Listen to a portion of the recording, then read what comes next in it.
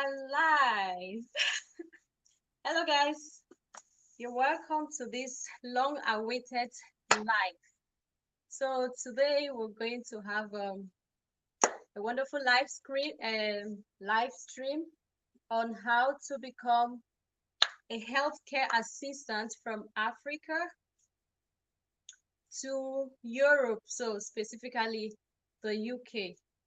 All right, so please get your notepads ready, get everything ready, your pens, your writing part, in order to get the best out of this life. Yeah.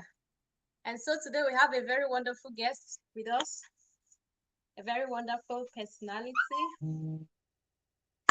She's amazing, she's loving, she's a mother, she's a wife, and above all, she's beautiful.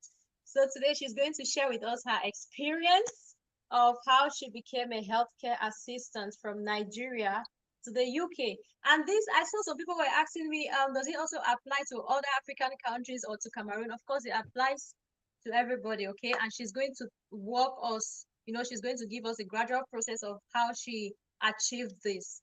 So, thank you very much. Thank you for coming on the live. Please introduce yourself to us. Hello, everyone. Hi. Thank you all for this opportunity. I want to thank you, Glorious, for the opportunity. Okay. My name is Chinasa. So I'm from Nigeria. Okay. I'm a Nigerian. Um, a Bachelor of Economics degree holder. Yeah. And right now I'm working as a rehabilitation assistant in the United Kingdom. I am a mother. Yeah. That's all you need to know. Wow. Thank you very much. So please tell us, um, yeah, you already told us about your educational background and all that. So Mhm. what was your motivation like? What motivated you, you know, to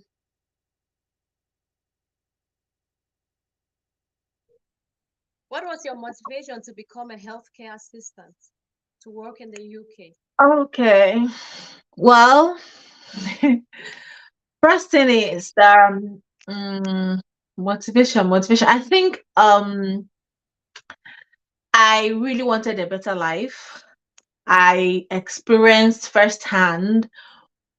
I'm not talking down on my country, okay? I'm just stating the obvious fact.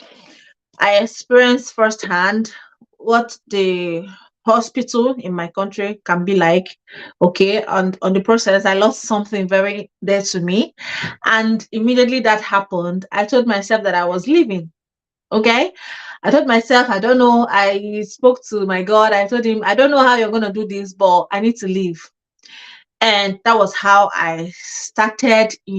I didn't just start with relocation to the United Kingdom. I met some of my friends that are staying in the US, because half of my classmates are currently in the US, and they went on full sponsorship, full graduate assistantship. So I hustled for US first before I had a bit of um a setback. So I now went into the United Kingdom with the help of my cousins here.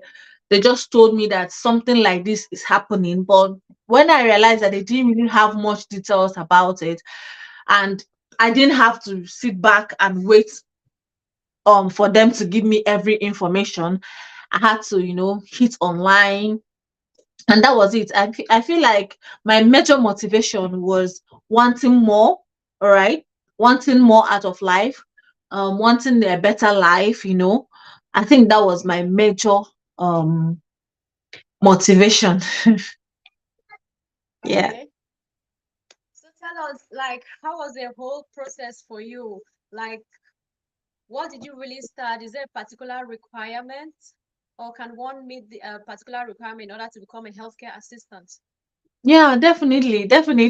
And that is one thing that people do not understand when they want to start their journey. They just release a direct something that you just go and throw in application and then they take you. No, there are some things that you should have. You prepare for relocation. Along the line, I realized that you have to prepare for relocation. You want to relocate is one thing, then you need to prepare towards it. There are some things that are needed of you, of which number one, the very first thing is passport. So many persons want to relocate, but they don't even have or own a passport. And without a passport, you can't even leave your country, right? We all need a passport to be able to travel. And passport was the main thing. When I was researching, making my research, I gathered that passport was the very first thing that I need to start my journey. So I had to obtain my passport. And after I got my passport, the next thing was to have a care certificate, right? I needed a care certificate. What is the care certificate all about? It's just, even though what you are coming here to do doesn't really need an educational qualification, right? They don't want you to be a graduate of this or put a master's or PhD in it. They still want you to have a basic understanding of what you are coming to do. They want you to know what you are coming to do. So that is where the care certificate course comes in. Okay, I registered for mine. I paid, then it was 24 pounds, yeah, which was, when I did mine, it was a very small amount of money in my country. Although now the exchange rate is crazy, so it's bigger now, but it's still 24 pounds on the website. So that was what I did. I did my care course, and I did it very well, because someone told me that the interview questions will also come from there. So I had a basic understanding of my care course. And then the next thing was my IELTS, the English exam, okay? So IELTS is International English Language Testing System. This is how these countries assess your knowledge of English, to be sure that you can actually communicate with English, because they don't want to bring in someone that can't communicate with their patients. So IELTS was the next thing. And without passports, you cannot do your IELTS. You can have your care course without your passport, but passport is a prerequisite for your IELTS. So I had to wait till I got my passport, and then I went ahead and registered for my IELTS examination, which I wrote and I passed. And the next step, so we have 3 steps already: your passport, your care course, your English language examination. And then the fourth step is to draft a good CV. Yeah. You have to have a really good CV where you tell them your experience, whether formal or informal. One thing with care is that it is something that is relatable. You must have taken care of somebody, maybe in the long run or short term. You should have taken care of someone. So you have to frame your CV around that, and also what you already have. So I did my CV. And then the next step, which is the fifth step, is to start applying for these jobs, which is the main step, because this is where all the hard work is. Is. Applications is not easy at all. So that is the fourth step. The fifth step, job applications. You go to the websites and apply for these jobs. Yeah, and I think this should be the main steps. Then from here, you have to wait till you get a job offer. From here, you need to secure interview, because when you're applying, if they see you and they are interested in you, they will book you in for interviews. And when you do your interviews and you succeed, you wait for a job offer. And when they give you a job offer, there is this very important document that you should have. Without it, your job offer is not really valid. You can't go anywhere. That's a certificate of sponsorship. This is what everybody wants, because this is a document stating that this country is bringing you over to work for them. Even at the airport, when you are about to, at the point of entry, the officials there will ask you for this certificate of sponsorship, because they want to know that you are actually coming here on behalf of a body or someone. So this was the main thing. So even after I got my job offer, I had to wait for this certificate of sponsorship. Yeah. So when you get your certificate of sponsorship, then it is time for your sorry, along the line, when you get your job offer, they will ask you for some other documents. So I will classify some documents as pre and post.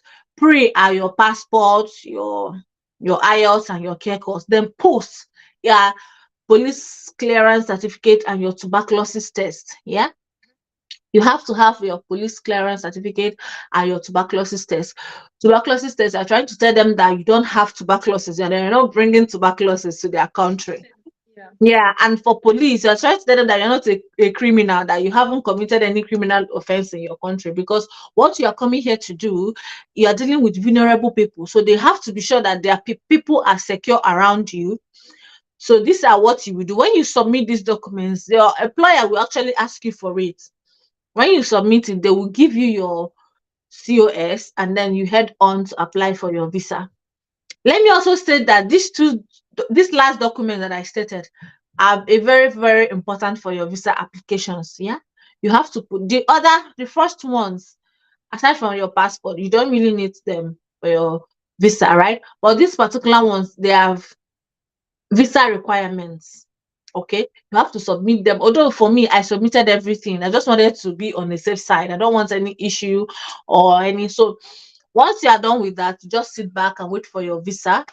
And when it comes out, and let me point out that you don't do any interview for embassy interview for United Kingdom skilled worker visa. Okay, you don't do any, unlike the USA, you don't do it for UK. You just sit in your house, apply for these jobs, go for your capturing, and wait for your visa. Okay, the only interview you do is for the job.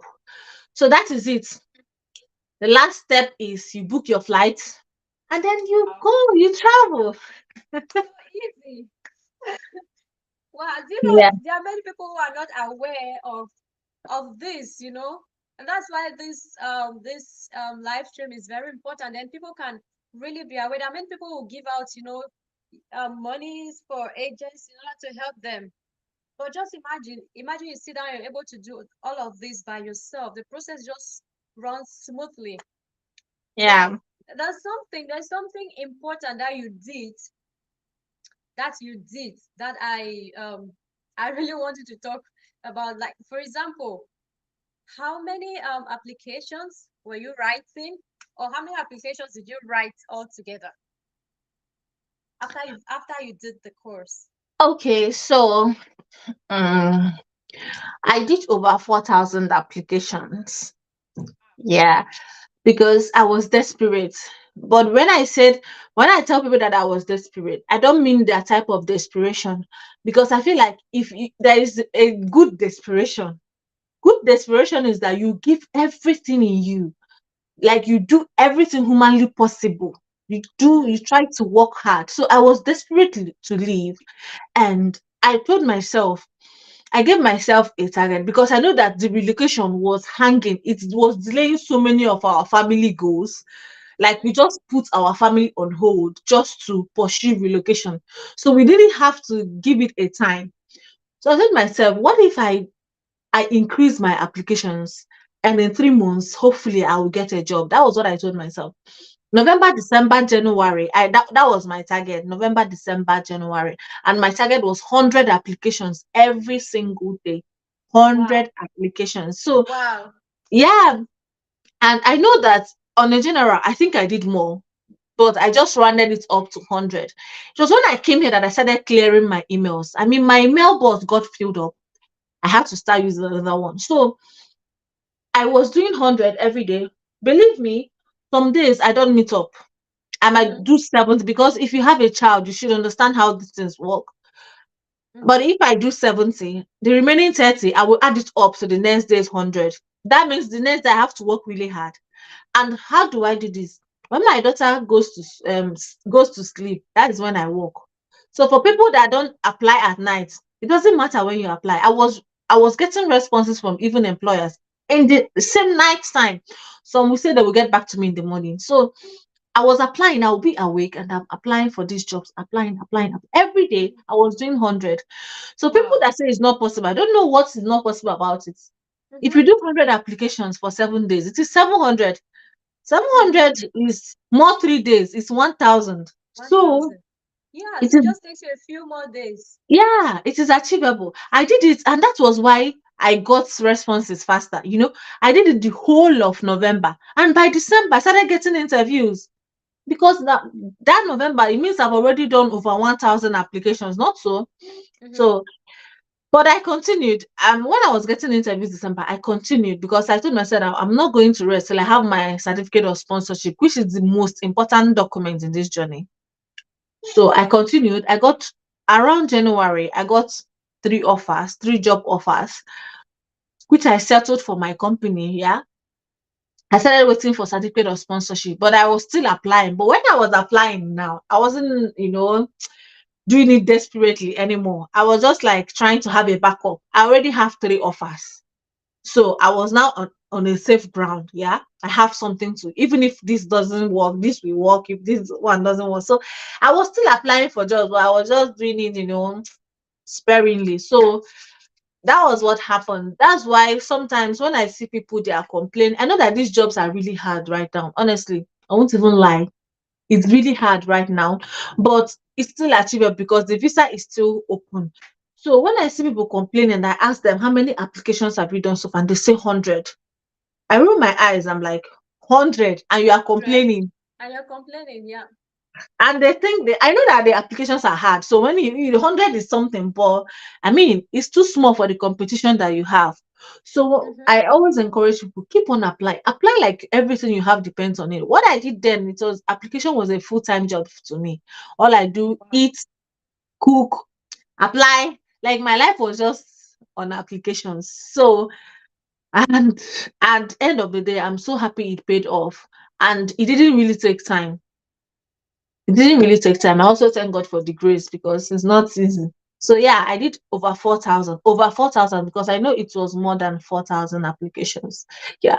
And then people that say, how do you know? You will know because what I did was I used to write the companies down. For example, I go to this sponsorship list because there is a list of companies that can actually bring people to the United Kingdom. So I go there, I copy down all the care companies there. Every day, since my target is 100, I copy down 100 companies and I start. So you will know there's nothing that you will know already. And then when you go to your sent applications on your email, sent sent emails, you will see the number on the desktop. Yes.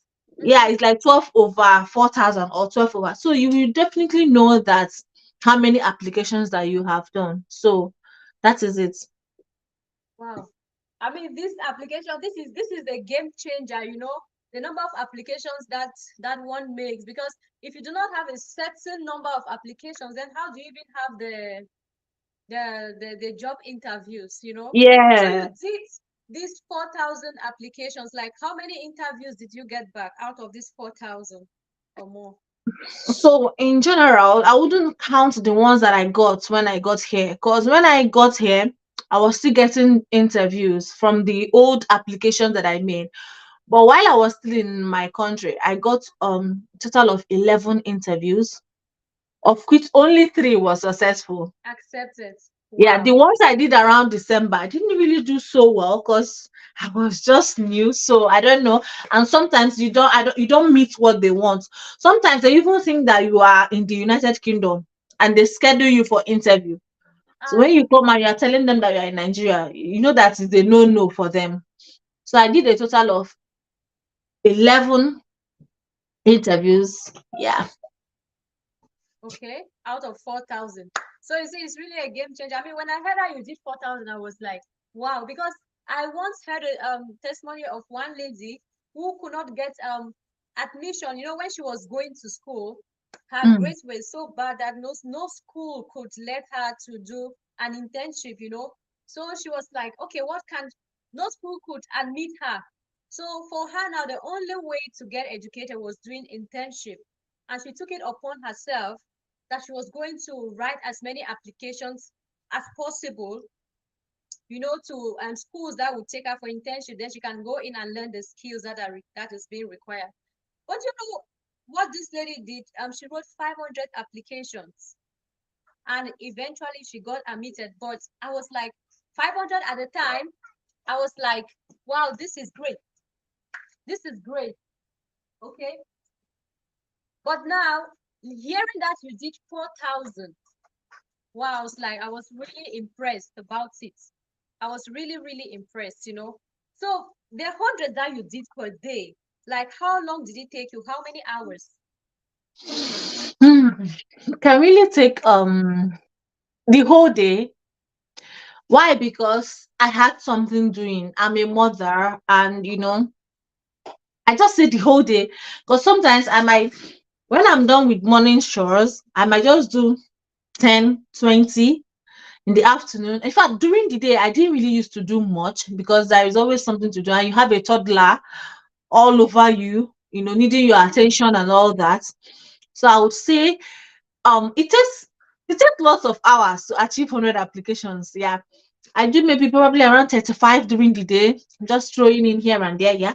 But when my daughter sleeps and at night I put my table, I start working.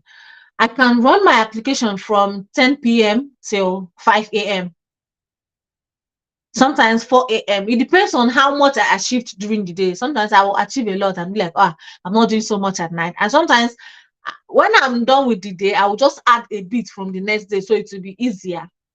So it can take lots of hours. Yeah, it can take lots of hours. Probably 15 hours. But those 15 hours is not stretched. I take rest and I do some other things. Maybe my daughter wakes up and she's crying.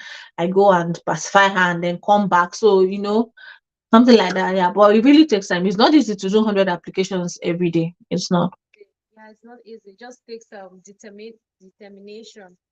Yeah. So thank you very much. Is the healthcare assistant course open to anyone?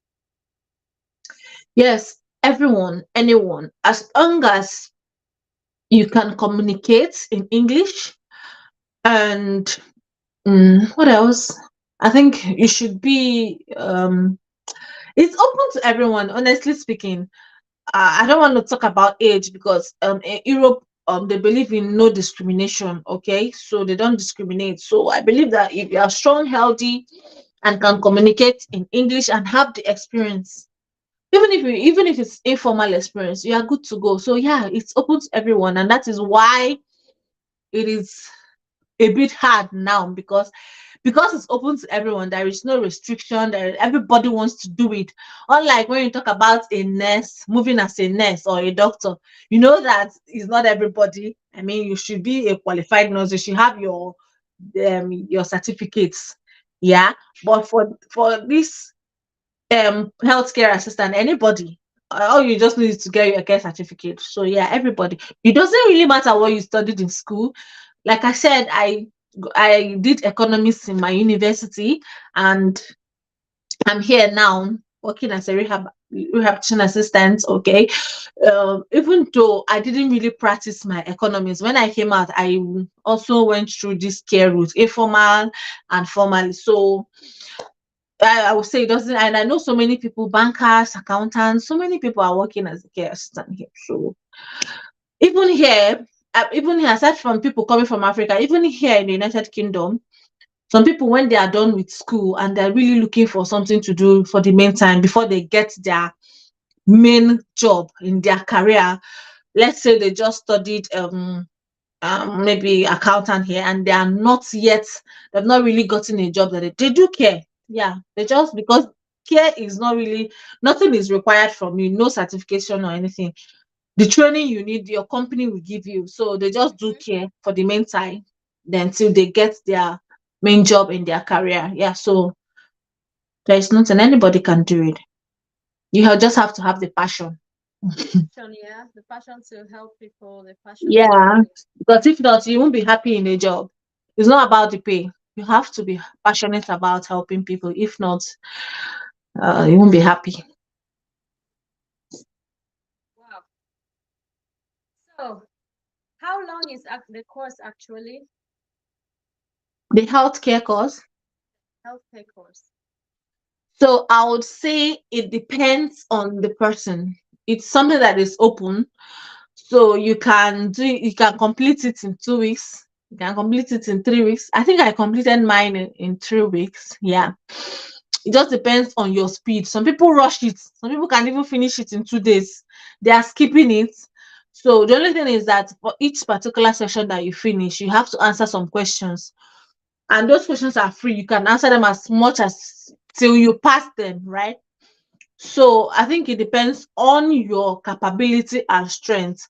But I will advise anybody that wants to do it to get a book, get a paper, jot things down, because the knowledge you get there, I remember it helped me really well when I was facing my interviews, because the questions are from the knowledge that you have from that. And then it's good to know that it also lasts for 2 years. Yeah, the duration lasts for 2 years. Okay. I think mine should be expiring. Is it this July? I think so. This July or next year, July. So it lasts for 2 years. But don't worry about that. Within that 2 years, if you are um will I say desperate enough, or motivated enough, you should be able to get something before it expires. And when you come here, you have lots of trainings and more certifications, so you won't even have to need that. You won't need that anymore. Okay, so I don't really mind mine is expiring, because I've gotten lots of other certificates since I came here. Yeah. Okay, so you've been working on other certificates that you can now use to apply for other jobs, or No, the job is, when you come here, they're gonna train you, and as they are training you, they are giving you the training means courses. Even though you've done those one in Africa, they don't care. They will still give you the training here, just so that they know that you're already equipped with what you need. And so if you make any mistake, they know that they've given you what you need to work well, and the mistake is just from you. So it's just the company helping you to know your job. So, and each of them has a certificate attached with your name. This is to satisfy that Chinasa has completed a course in this. So yeah, I can still use them to apply for a job if I'm not comfortable with where I'm working, right?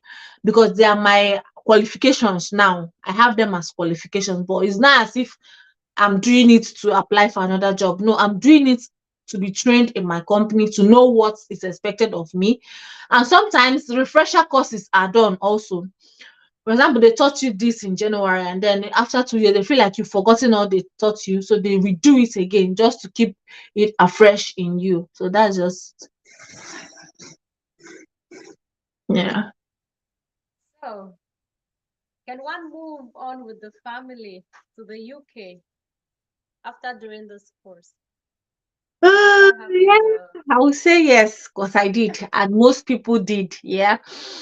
And I know that the government are trying to change that, but if I should go by what is on their website, they still said that you can move with your family.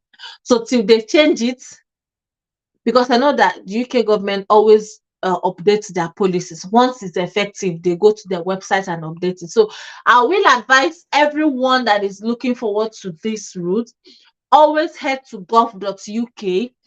Gov.uk, that is the only official website of the United Kingdom where the government release valid information.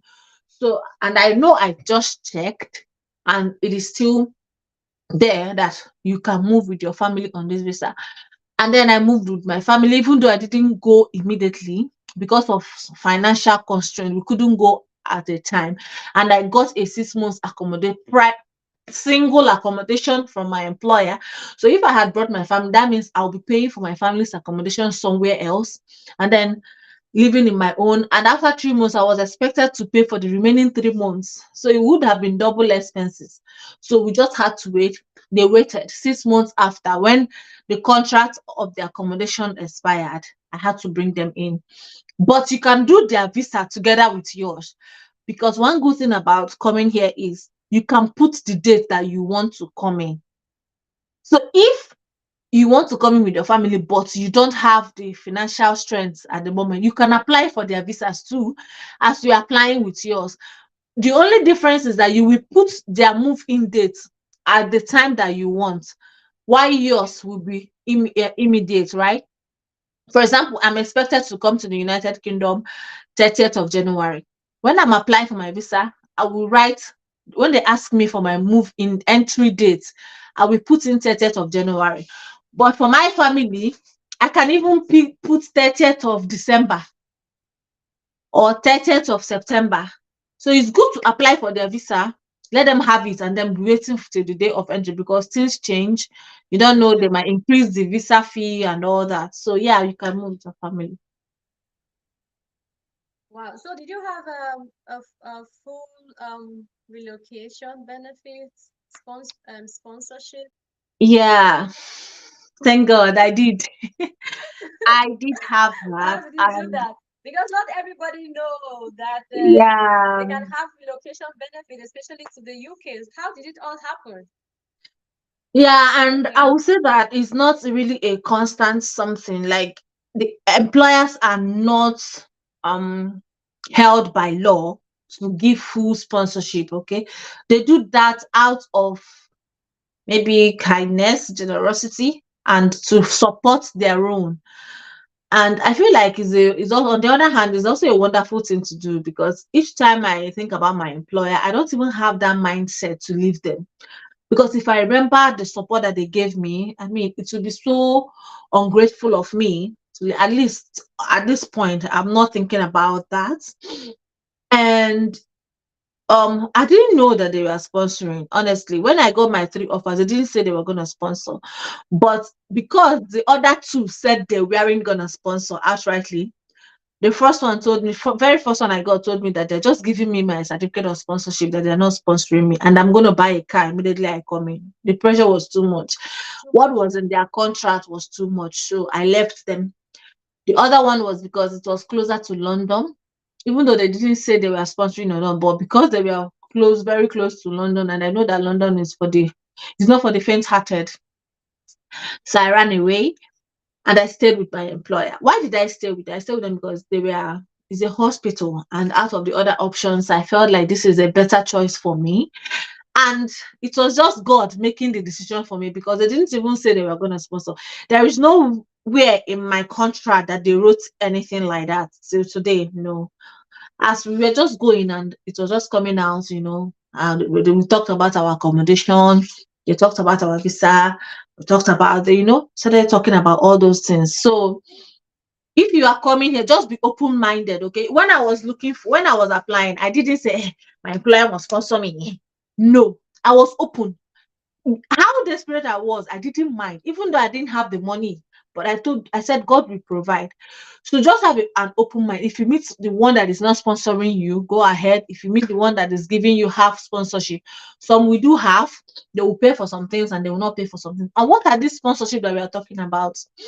It is your visa fee, your flight ticket, your accommodation, yeah, basically these three: visa, flight ticket, accommodation, and probably maybe you're buying groceries for you for the first 2 weeks, taking you to work for the first 2 weeks, giving you relocation bonus.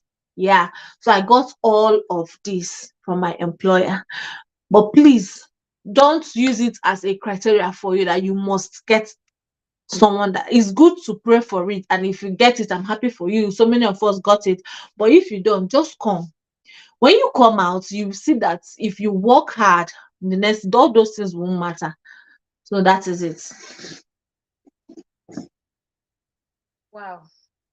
Yeah. Wow. Okay, so like when you mentioned something like one of your motivations that your country took something away from you, and yeah, that was what actually motivated you. Do you mind sharing a little bit of that? Okay. I always tell people when I say it, don't wait till you lose something before you move, okay? Except you don't want to move. But if you are someone that you really like the life outside, you want to travel out, but you're looking for something, you're looking for a push, please don't be like me. Don't wait till something evil pushes you to do it. So there was this time I gave birth, the year I started my relocation, that's 2020, 2022. Yeah, 2022, yeah, 2022 June. I gave birth, and after 11 days, 9 days or so, she started having breathing problems, and I was taking her all around the hospitals. None of them could take my child. Like none of them could take my child. So many different stories. My daughter was breathing high, breathing, and and at the end of the day, the hospital decided to take my child. Already treated my child like she was dead. Like the way the doctor was even talking, if she will be alive till Monday, we'll run tests, some things like that. So when I lost her, I felt so useless. I felt so helpless. I'm like, so this is how people lose their lives in this country. You know, when you hear these stories from afar, you don't really understand. But when it happens to you, that is when you will understand what it feels like. That was when I told myself, wow, so people die like this in this country. Like, even your money. So that's what I tell people. Some people will ask questions like, what if you are paid 1 million naira in your country? Will you stay? It's not about money.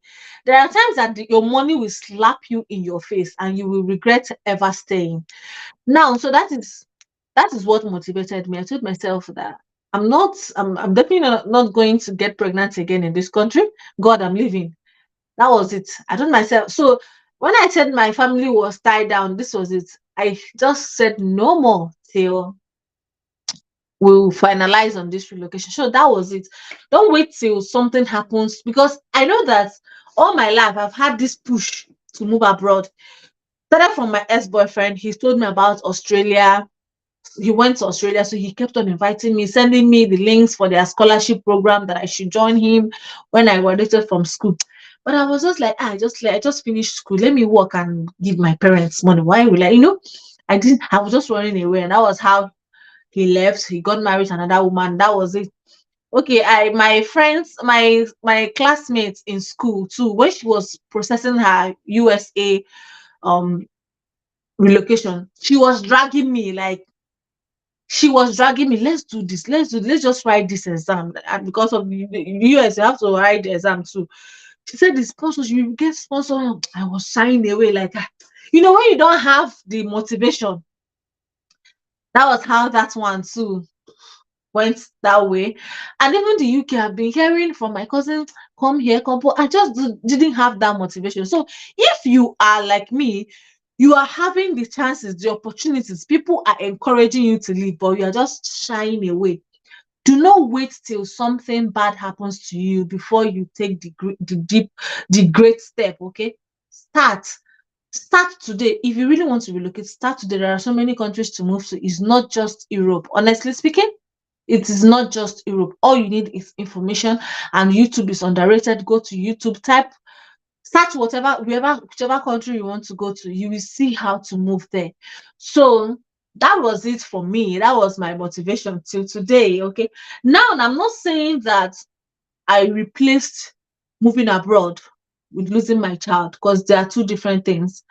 I mean, we are all women, so you can understand with me what I'm saying.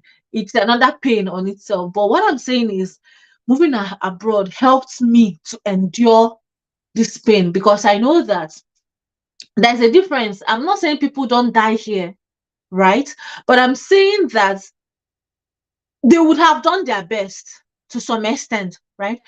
If I had all the support I needed from the hospitals in Nigeria, if I had all the support that I needed, and then at the end of the day I lost my child, I won't feel terrible. But the terrifying aspect was that you didn't have any support from your medical team. Nobody cared. You were carrying your child. It won't happen here. It can't happen abroad, right? It cannot happen. They will do their possible best. My colleague at work was telling me about when she gave birth to her child was about to die.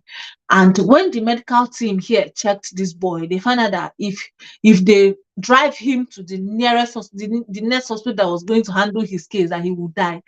They got a helicopter that flew this boy to the next hospital and saved his life. Now, what am I saying in essence? If that child had died, the mother would have this conviction that the medical team did their best. Yeah. That is the difference. They did their best. This is just life. But in my own case, it was different. I never got the support. Doctors are talking anyhow. They don't really care. So It's different. So if you are in a place that you are not getting all the things that you want out of life, believe me, you can get more. Okay. When they say Africans are, we pray too much, now I understand it, because we lack the basic things that we need. I mean, prayers is good, but since I came here, there are some things I don't pray about.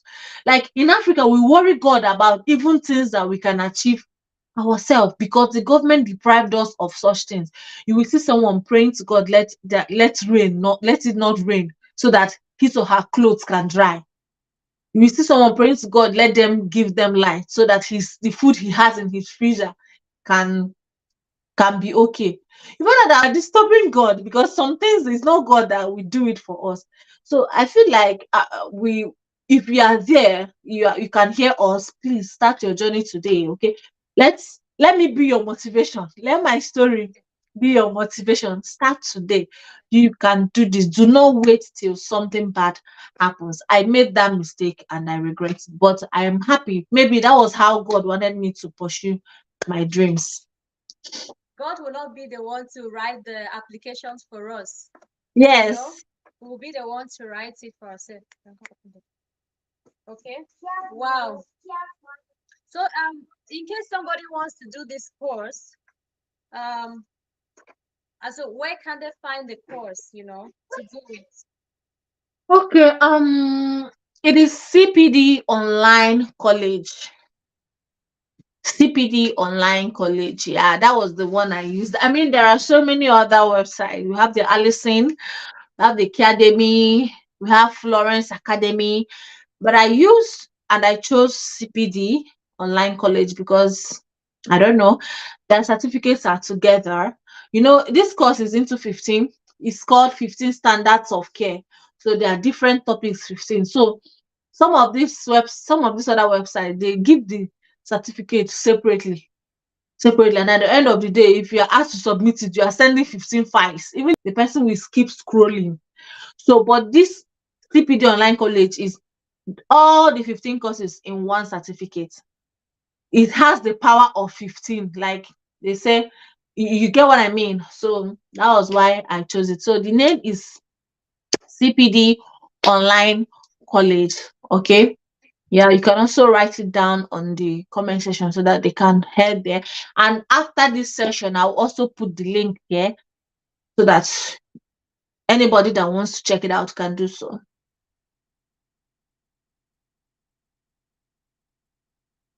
Okay. So thank you very much. You're welcome. Um, let me check if there are some questions. Is the comments? Yeah. Okay, so just checking if we left anything out. And So I don't know if there's something else that you want to share that we did not get to discuss about. no, not really, because I want to tell everyone, some persons are confused, they don't know where to start from. I was like that. I understand, because relocation is not easy. You need the right information. I mean, you have no, especially somewhere that you haven't been to, right?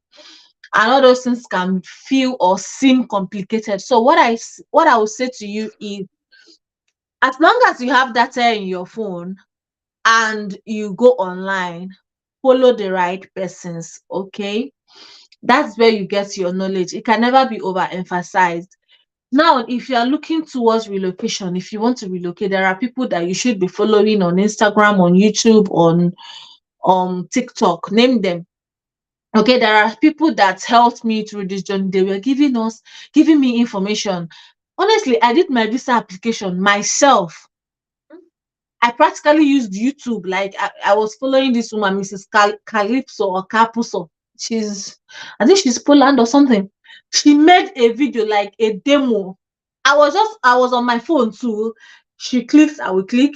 She goes to the next one. That was how I did my, both for my family and for my daughter. And this is what people pay agents millions of my country currency to do for them. All the information you need is somewhere. Someone has already done it. You see, this world is so global now that there is nothing that you need that hasn't been talked about. So follow the right persons on social media. We have, if you're talking about relocation, we have Tochi Esther on YouTube. We have Nanelle Gresilda on YouTube. We have Ada Kings on YouTube. We have Clara Immigration on YouTube. Then on Instagram, we have Yeti Splash. We have um we have Kelvin Osai. We have Waka Waka Doctor. Those guys are give even Waka just type Waka Waka Doctor on Instagram and see for yourself. You are not Sure. relocated. You know him, right? No, I You are think not even you, you're doing so well. even me. Even me. See that Vaseline. Follow me on YouTube, on Thank Instagram, you. on TikTok. Okay. Yeah. Follow Please me go on and follow her. She's out there to give subscribe us to my all YouTube the channel. juicy Subscribe information. to our Yes, host channel. yes. Follow her, okay? Follow people that knows the road. Mhm. These things will help you. Then you get all the knowledge that you need to relocate. And I really wish everyone, I know that there are so many people in this journey. I really wish you all the best. I pray that the good Lord will do same for you and even more. Okay. Do not give up. If UK is not working, enter Canada. Canada is not working. Australia, I know it's not easy, but be desperate about it and stop paying money for things that you can do for yourself. Stop paying people money for things that you can do for yourself, okay? Yeah. Because you just have to start now to build that DIY, do it yourself culture. Because when you come here, it is DIY. Nobody does things for you here except you're ready to pay. So that is my final words. Good luck to everyone. And thank you so much, Glorious, for having me. I know we didn't start on time, and I must apologize for that. But finally, we are able to do it. So I really thank you for this wonderful opportunity to share my experience with your fans. And I'm hoping they will follow me, they will subscribe to my YouTube channel, follow me on Facebook, follow me on Instagram, okay? Support this baby girl. Thank you so Okay. much. Oh, thank you so much. Thank you, thank you, thank you. Please go and follow her on YouTube, on Facebook. You know, she has some juicy information to give us. And also, please, if you have been so blessed by this live stream, we do not yet have stars, but I'm going to put a link, a PayPal link where you can chip in whatever contribution that you have. Okay, you can buy us a Yes, coffee. like this buy, video, share yeah, it. yeah, you can buy us a coffee. Just do whatever you have as a form of inspiring us, or to promote us or to keep the channel running. So thank you very much. Please, if you have any questions, leave them in the comments below, Yeah, and we'll I'll surely answer. reply. Yeah, we'll reply Yeah, to your comments. So thank you very much, Chinasa, for coming. Thank you for being a blessing to us, and have a nice day. Love you. thank you so much. Bye. And don't Bye, remember, we dear. also air this on YouTube. I'm sure you can also watch this on YouTube. Okay. Okay, Yeah. yeah. Yeah. Thank you. See Bye. you. Bye, dear. I'm definitely gonna invite you to my channel someday. Of course, I'm waiting. I'll be waiting. All right. Bye.